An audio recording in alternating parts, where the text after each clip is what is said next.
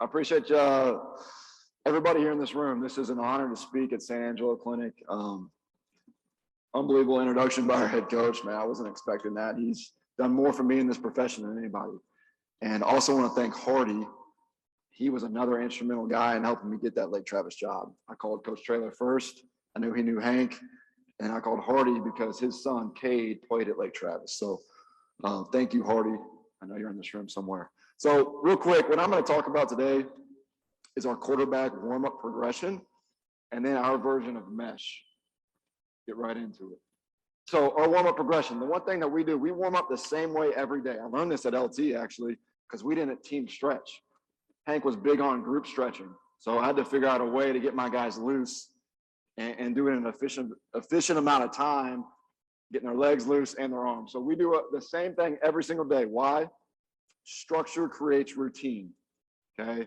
And the routine creates consistency in the kids' play. And whenever you're consistent on something, it usually creates success, where they're confident to go out there and play to the best of their ability. I think it's cutting out a little bit.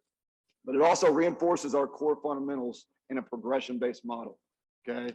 And the quarterbacks, what I liked about it is that if I'm not out there, the quarterbacks can go and do it in their sleep, right? They go out and do the same thing every single day. Okay, we always start with our warm-up progression. Transition now in college at Lake Travis was center quarterback exchange to start. Then to our warm-up progression. Now we flipped it. We go out, get loose, CQ exchange, and then go right into our line drill. So I'm about to show you guys what we do. The first thing in our warm-up progression is just what we call quick toss. This is simulating getting the ball out as fast as I can. Okay, this is not a rocket science warm-up progression by any means, but I think it's efficient. I actually learned it in college from my former offensive coordinator, and we still do it today.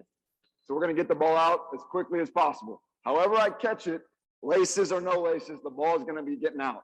I tell them to get their feet hot. This is just to start getting our hips loose, our feet going, and getting our arm loose using quick toss. Nothing revolutionary about that. From quick toss, we go into our push-pull drill, okay? We stand parallel to our partner. I push my left shoulder, if I'm a righty, on my target, finish down and through with my right shoulder or my throwing shoulder on my target. Standing nice and tall, slight bend in my knees. Push, pull. Those are the words that I use for them just to dictate the pace of the drill. Push, pull. Aim small, miss small. We like to aim right on the chin of our partner. One thing we were doing our camp the other night, I'm watching these high school kids, and the ball's spraying everywhere. We're doing routes on air. It's like basketball. I told them literally, look exactly where you're throwing and do not take your eyes off the spot. Just don't take them. Everybody wants to throw it and follow the laces. It's just like when you're playing hoops, you shoot a basketball. What do? I still do it. I look at the rotation of the ball. If you look at the back of the rim or the front of the rim, or the whole rim, you're way more successful. It's the same with throwing. Don't take your eye off of the target. And it's amazing how much more accurate you will be as a quarterback, okay? From push-pull, we go to an offset push-pull. Now, this is tough. Frank right here is a lefty, so you want to pair up kids with the same arm. Righties with righties, lefties with lefties. He's our only lefty. So this is a little bit unique in this situation. But what this does is it symbolizes throwing opposite your arm. So he's a lefty. Okay, we put somebody to his left as if he's throwing on the move from left to right, finishing down and through towards the target. Push, pull. Again, aiming small, miss small. I'm aiming right for the chin of my partner. Okay, one thing with throwing on the run, anytime you're exaggerating a fundamental, you don't really want to follow through all the way down and through whenever we're throwing on the run. So we want to snap our wrist over the top, and that hand goes right to the partner's chin, okay? From our offset push-pull, then we even back up, okay, and we go wrong foot. So you're going to use the same side foot as you're throwing on. I'm a righty, so my right foot's forward, staggered stance, slight bend. All right, ball's loaded on my backpack. I'm going to push my left shoulder on my target, and as I throw, I'm down and through. And again, I'm symbolizing throwing on the run without actually throwing on the run. So you can see Frank here, he's a lefty. His left foot will be forward. Push, pull, down and through. Push, pull. push, pull. Okay?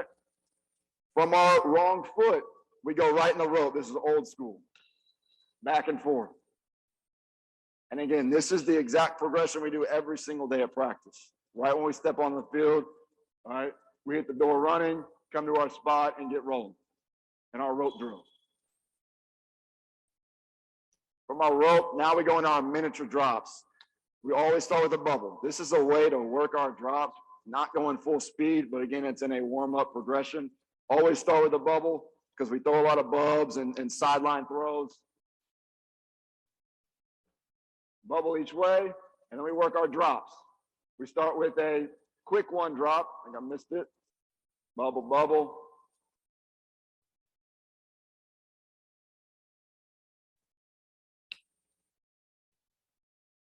Quick one. So I'm going to quickly go through this. A lot of people say rhythm and quick or 3 big, 3 and a hitch.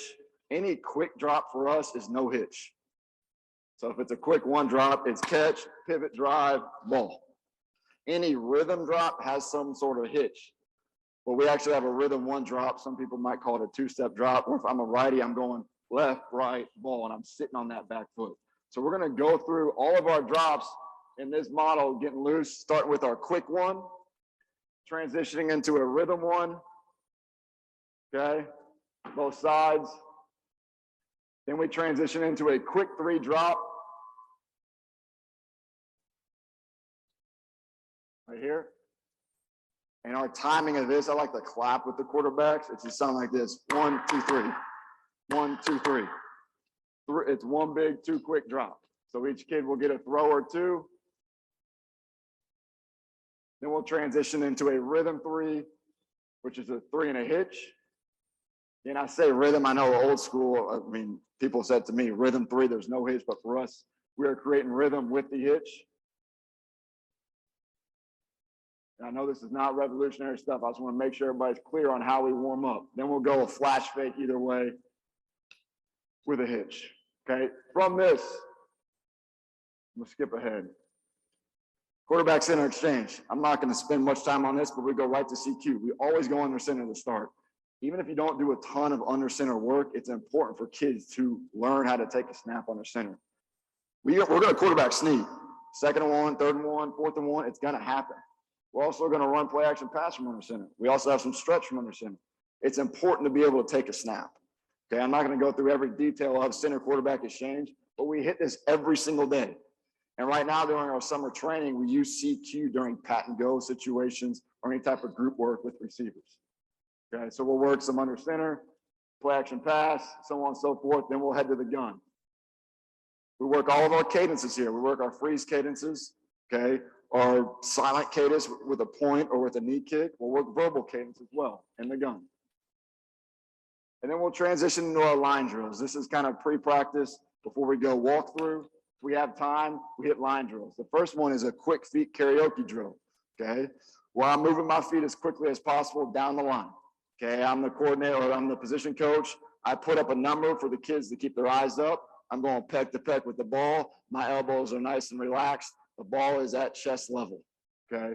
Again, this is a good way. Remember at Lake Travis, I said we did not team stretch. So if you don't team stretch, getting your kids loose like this is really effective. Okay, from our quick feet karaoke, okay, we go with our leftovers. Right here, we're just trying to reach, slide, skimming the grass with our feet, keeping my eyes up.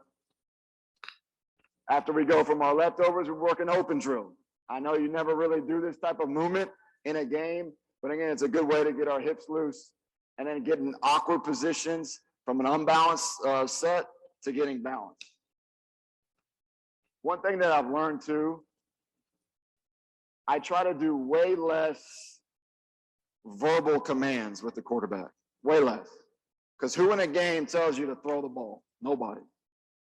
Who tells you to throw the ball when you hear this?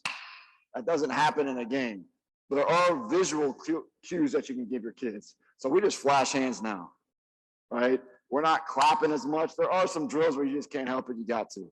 But for the majority of the time, everything is visual for the quarterback to throw the ball, okay? After we do an open drill and we hitch up, we'll hit them on a run each way.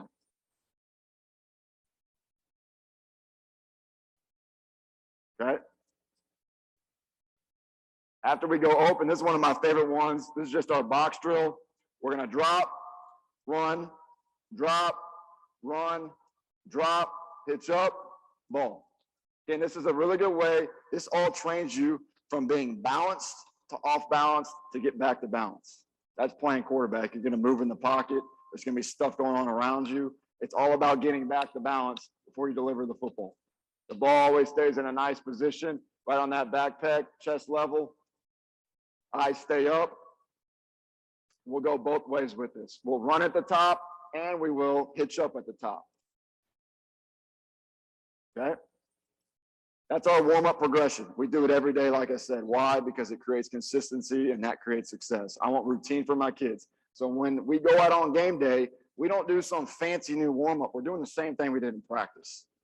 You gotta have those kids being comfortable. And the other thing, it's like going to the driving range. I know a bunch of us think we're good at golf, but we'll probably suck. If I'm going to the driving range, I know I'm getting that freaking 60-degree first. I'm hitting a couple. Then I'm getting my sand. Then I'm getting my pitch. I'm going all the way up until I hit about 8 drives, probably spraying them left and right. But at least I know when I go on that first tee, I'm going to be hitting the shot I feel comfortable with. Same thing with playing quarterback. That's like the driving range right there before practice.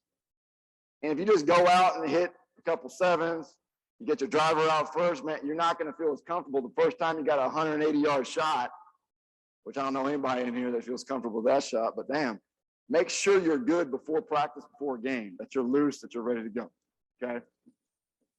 Got about 25 minutes to hit some mesh. This is our top play. I mean, if you watch us, this is what you're going to see every single game. And this is not the old school Mike Leach mesh. This is more the Mike March style mesh. Okay, this is Kurt Warner to Marshall Falk out of the backfield.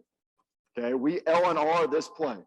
So Lubbock is to the left and Rader is to the right. That basically says left mesh and right mesh. You could call it Lano and I don't know, think of an R6, whatever it is.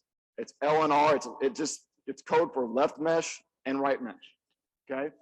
The package of this play, or the family that we've put this in, is a full field read.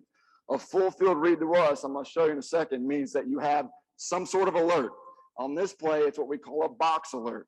Okay, gifts come in boxes. That is my single receiver route. Okay, my single receiver route. And if I don't have my box alert or I'm in doubt, I'm going to play the foundation of the play. The foundation of this play, left mesh or Lubbock, okay, is the rail route number 1, the low mesh number 2, the OTB number 3, and the high mesh number 4. That's my progression. Okay, so the family of the play is a full field read. The progression is rail, low mesh, OTB, high mesh. Okay, and the protection that we use is a 5-man scat protection. Okay, typically we send the back away from the slide side, but depending on the game plan or using motions, we can dictate how we send the slide. Okay, so again, what is this package? This is a full field read. Like I said, you have some sort of alert, and in this play, this is my box alert. It's my one-on-one. Okay, whenever we have an alert in our offense, we want to take it every single time, not sometimes, not when if I have an alert, I'm going to take it. Why? It's your best matchup. It's one-on-one. And if you got a dude out there throwing the ball one-on-one, don't overcomplicate it. Okay, if I have my box alert, like I said, I'm going to take it. If I don't, what would I don't? 2-over-1 cloud coverage, buzz safety to the field. It's just muddy. I'm not sure. I'm playing my foundation. That's the buzzwords we coach in. I don't like when the quarterbacks have a big, long essay on why they did something. So we try to teach in-play families. So when I say, hey, Coach Yoder, what's a full field read? It's a box alert and a foundation. Done. That's all they say. Just like when I ask, why did you do this on Lubbock? Why did you not play to my box alert? Well, Coach, it was 2-over-1. Good. I don't care. That's good. That's the answer that I'm looking for. I'm not looking for, well, you know, the corner was deep, the safety was here, the linebacker. Coach, I thought this was.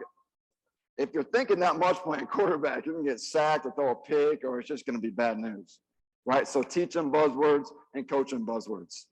All right, so that's the whole thought process behind the full field read. 1-on-1, play my box alert. 2-on-1, play the foundation of the play. If I'm in doubt for any reason, it's kind of funky, something's up, play the foundation. That's what we got. It makes you right. Okay, so the progression, kind of hit on it a little bit. The first thing we look for is the box alert. That is an Okie. The Okie split is a divider split in between the hash and the numbers. Okay, we're typically an inside leg up team on the perimeter, so it is a 6-step speed out. Okay, his rules versus an unmatched look. Unmatched to us is often soft or press bail. That's unmatched. He's going to run his speed out at six steps. Should be about 10, rolling the 12. Okay, from the divider. If he's matched, meaning press man or cloud, he's going to win on a go for a touchdown. That's the verbiage we say. We don't say convert to a go. No, we are going to win on a go for a touchdown. You'd be amazed if you speak stuff into existence, how often it does happen. You're going to win on a go for a touchdown. And we love throwing go balls. Coach talked about throwing shots. This is a shot without even calling a shot, right? Because that's my box alert. He's press man. I'm throwing a go for a touchdown. Okay? That's my number one. That's my first look is the box alert. But my real one is the rail. The rail comes from the backfield. It can come from other spots, but majority of the time it's from the backfield. Back, if we're going to hide our split, we want to be a little bit wider, maybe a little bit tighter. But we like to keep the same back alignment as much as possible. The rail route, his aiming point is the heels of the number one receiver in the boundary. It's his initial aim point, the heels. And then his final landmark is going to be bottom of the numbers.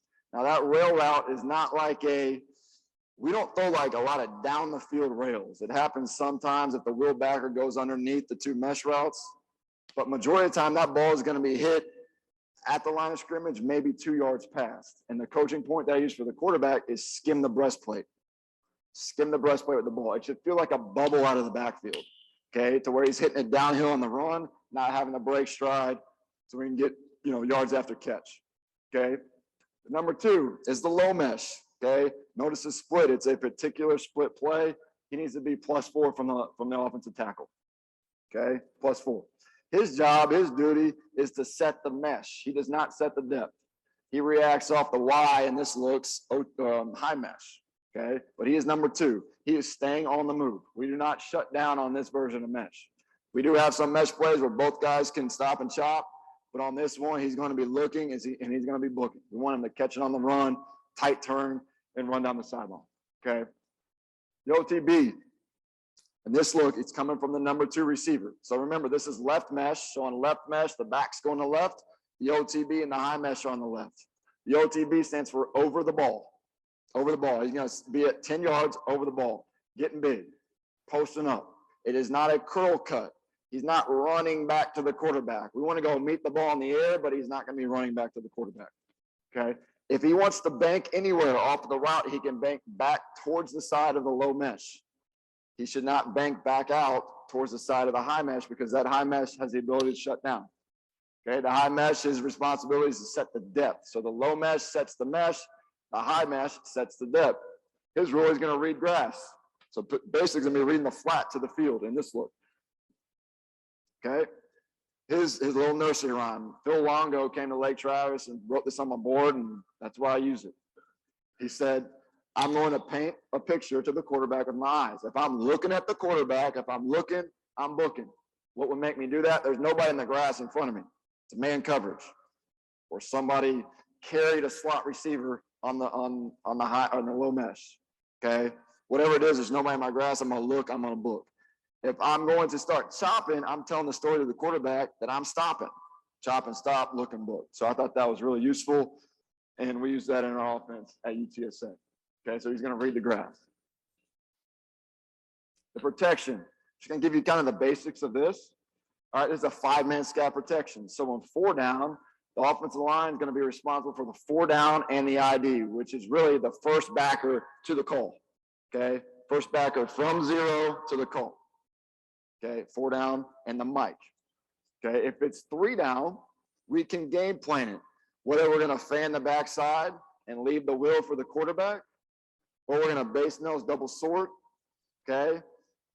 There's a lot of different ways we handle 3 down fronts, okay? And then once it goes to 5 down or bare, we will make a 5-0 call.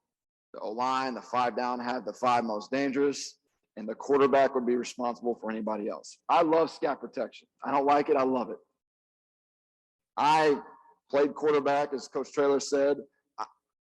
I don't like a lot of people in the box. I want to spread people out. And you don't have to get them empty to do that or spread sets. Start the back in the backfield, release them from the backfield. And if they want to pressure, please pressure. Invite the blitz. If you're scared of blitz, then you got some issues. Release everybody. Make defensive linemen cover. Make safeties from the top shelf have to cover backs out of the backfield. It's the best way to throw the ball, in my opinion. That does not mean we don't max protect.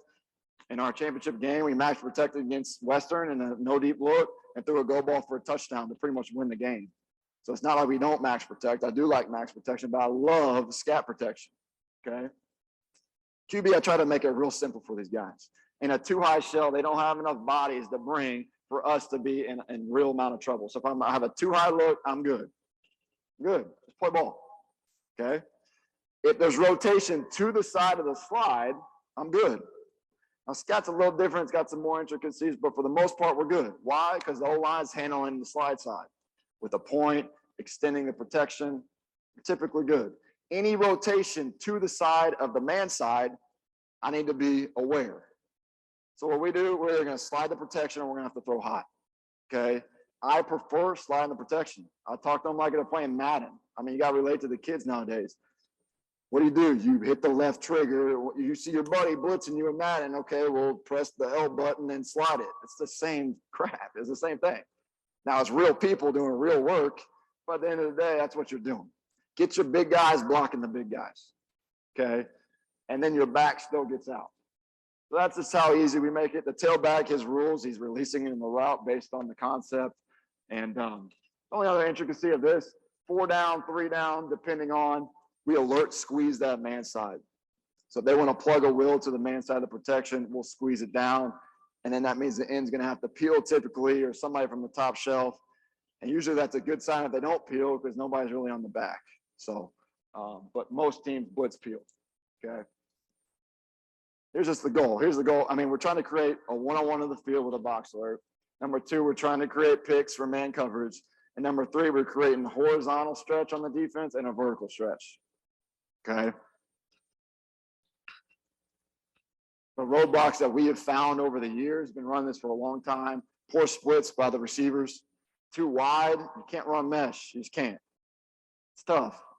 We're visiting with some guys over the spring recruiting, I'm watching them run mesh, and they got all 3 receivers outside the hash. I'm like, dude, that shit is not gonna show up. You can do all that you want, but it's not going to. That doesn't mean you gotta be condensed, but you can't be max split. You just can't. Okay, a poor mesh is always a problem. I mean, if you watch us, I don't care if it's Jones Jr. high looking, we're gonna slap hands and rub shoulders. It is what it is. That's the best way to do it. Stay nice and tight. You gotta have a great mesh on a mesh play. The quarterback going through too fast or too slow on a progression has been hurtful. Drop 8 at times can be, tough. Anytime you're dropping more guys in coverage than we got in a route, it's always hard. And then any exotic pressures, if you're not used to scat protection, can be troublesome. The other thing that is tougher, really tight splits on scat protection, right? Because now there's more guys in the box for your O-lineman ID, and it looks like there's a million ants there for them. So that can be an issue sometimes. Now you got to game plan that and make sure you're good. All right. So I got this broken down by route thrown.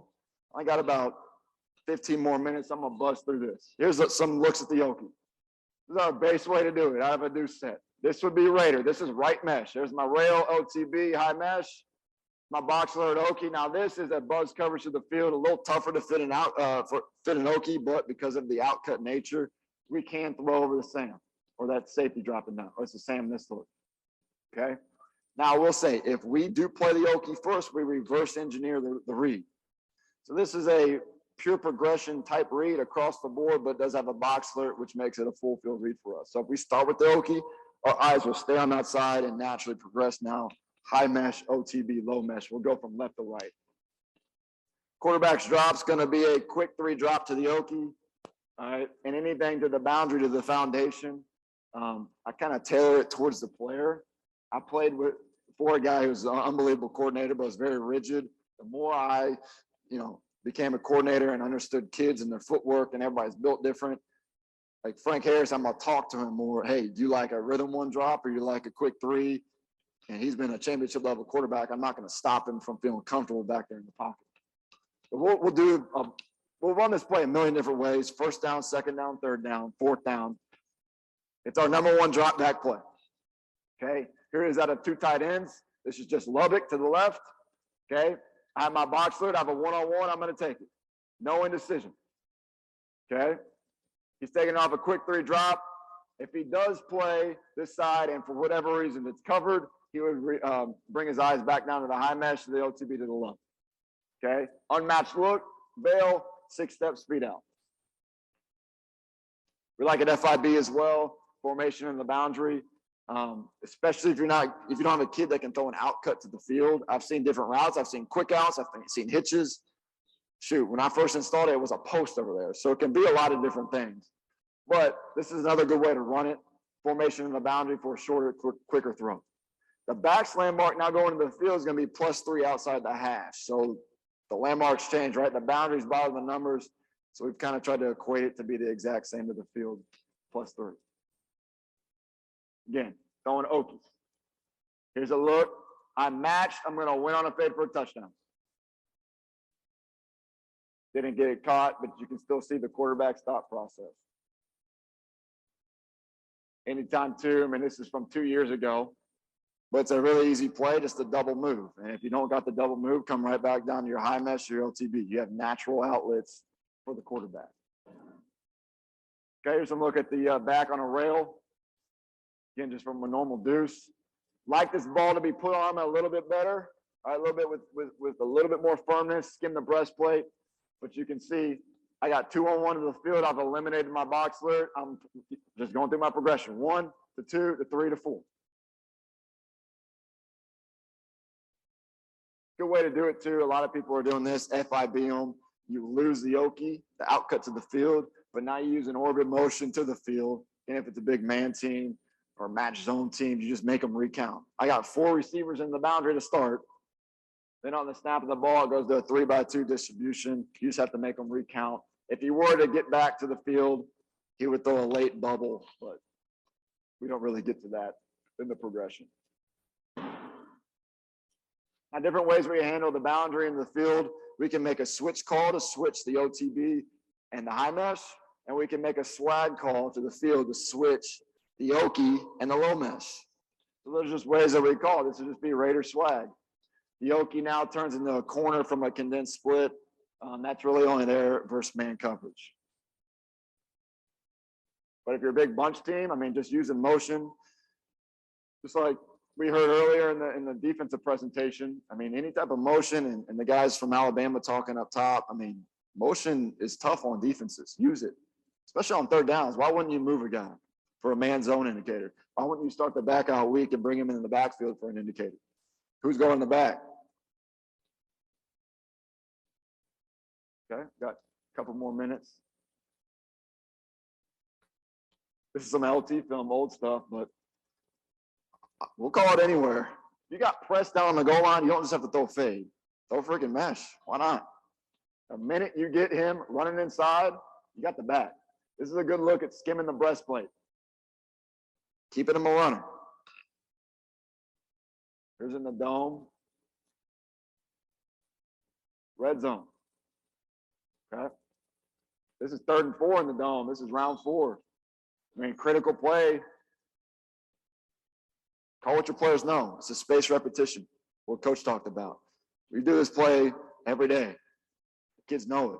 When it's nut cutting time, don't call something they've only run one time in practice all week. I mean, call the stuff that they know. Same with 2 minutes, all core fundamentals. It's core plays that they can go execute at a high level. So look at the 12 personnel low mesh. Okay, we're running just from a wing slot right here. Doesn't change anything. We got our rail from the back. Number 1 receiver is running the LTB. Number 2 on the high mesh. Number 1 away is running the low mesh. And our field, number 1, is running at this point, when we first got here, we were running deep digs. That's how I learned it. Studying this play, the Eagles were doing it like that or something. So I just freaking copied it, and that's what they did. But we got no use out of the dig to the field. 0. Got targeted 0 times, thrown 0 times. So then we changed it to an outcut, and it was thrown a bunch and targeted a bunch, and we caught a bunch. So I do not recommend the dig unless you want a truly pure progression read it. Okay. Now we have some other tags that we can get in 3x1. We're not making new plays up. This is just Raider, but we just say special Raider. It's a special version of it. Why? Because it's 3x1. The OTB is coming from the field. It's like when people call stuff all go and then they have all go special. It's the same thought that we had. So all that does is it brings the OTB, like I said, from the field to over the ball.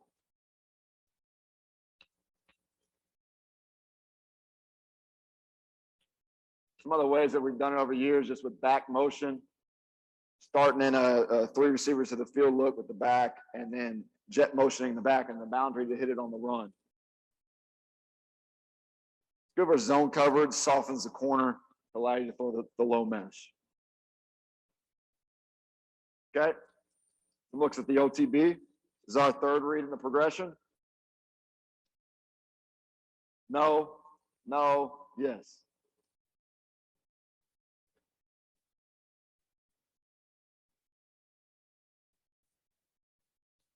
Here's a look you just saw from Lake Travis now here. Again, softens up zone defenders. Little cross dog blitz inside. Don't like the OTB drifting as much. He's a punch and pivot over the ball.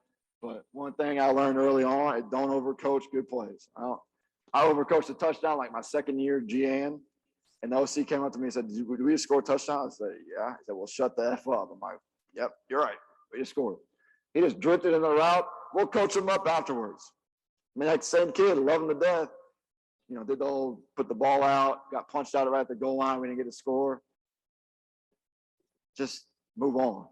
It doesn't mean to be making a bad play worse. Just move on, let them play the game. Okay. Got a few more minutes. More OTB throws, 11, 12. Ways to get your best play. That's Garrett Wilson. He's pretty good. Just short motioning him from the outside, let him run the low mesh. One of our mentalities at UTSA is feed the studs. Get your best players the ball as many times as you can and get out of the way. Don't overcomplicate it. Let them get in the slot. Let them get in the backfield. Move your best players around. Okay, here's a look at the high mesh. So Frank said no. Potentially could have came down to the low mesh. We said no, no, yes. Good job by our tight end right here. Go stop and chop. Telling a story with your eyes to the quarterback, getting north and south after the catch. It's a double move. They clouded it. Frank started the field for whatever reason. Okay. Came back to his high mesh. Nice drop step. Getting vertical. Here's why I also like it. We got a running, I should say a running quarterback, a quarterback that can run, has really good wheels. This is a great play to run if guys want to cut crossers. Anytime they're cutting crossers or leaving the middle of the field vacant, if a kid can run, step up in the pocket, go north and south, it's a great way to call quarterback draw without calling quarterback draw. You can see cutting from the second level leaves a vacant zone for your quarterback to run. Cutting from the top shelf, run. The bowl game from a while ago. Cutting crossers, quarterback run. Other ways that we can just change the look, it's this exact same play, we'll just tag whip on it. Right here, we just called Raider whip. It's the same read, nothing changed. We're calling the same play, it just looks different. Okay, the whip in my mind, I'm driving 4 to 5 hard steps inside, trying to get to that tackle spot. And when I feel it's like fishing. Like once you feel them biting that hook, whip it out. I mean, I get asked all the time, like where? I'm like, I don't know where. Just once you feel them running with you, just fucking run back out. You know, it's not as scientific as it seems. You got to sell it, right? I tell them get their shoulders going that direction, have big eyes, like act with your eyes. You know, and run them inside. When you feel them go with you, turn on just go back the other way. It's got to be at least probably about 4 steps. But if it's 2, it's too quick. Okay. This is just a look at whip, but we threw the field. Somehow They got DPI. We didn't get OPI, but we'll take that call all day. Just a 4-man distribution. This is the last 5 minutes I got. Just the way that we do this. This is big in the league. We haven't done this a lot, but it's something that I really like.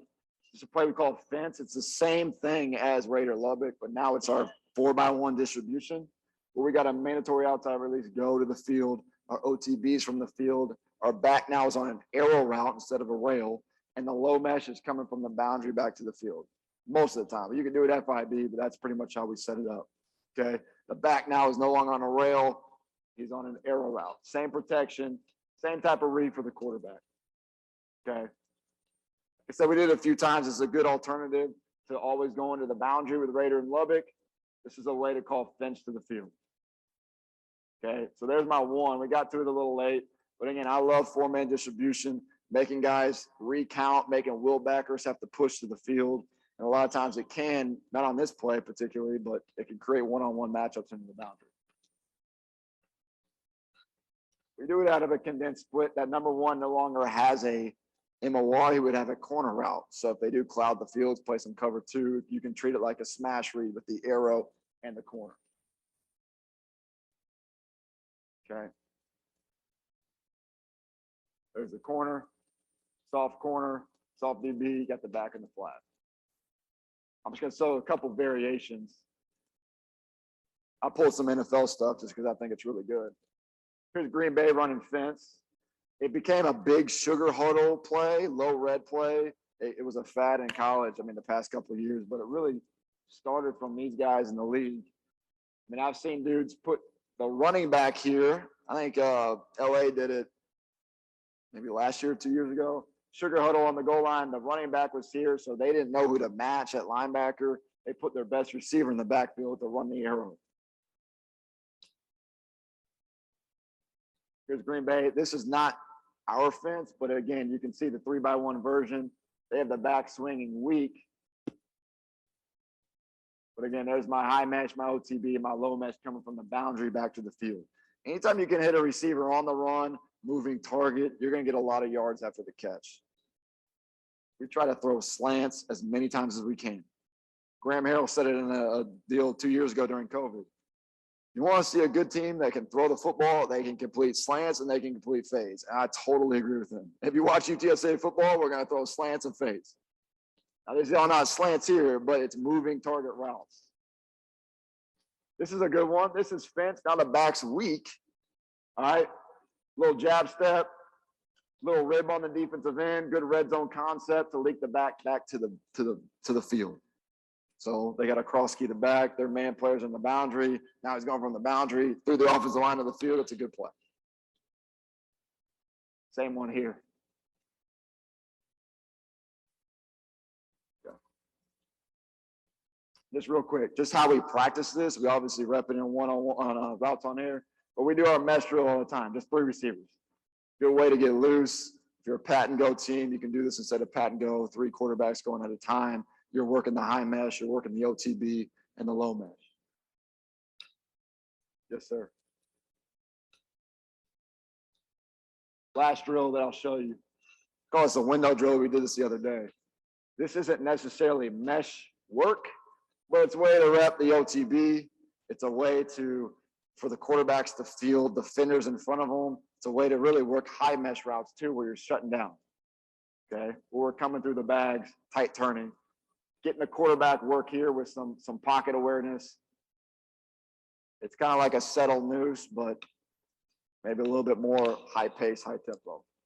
And then we'll go man. After we work the zone, we'll work man across. So if you guys got any questions, I think I'll be upstairs in the breakout room, but I appreciate y'all's time. And again, it was an honor to speak in front of you guys today. Thank you.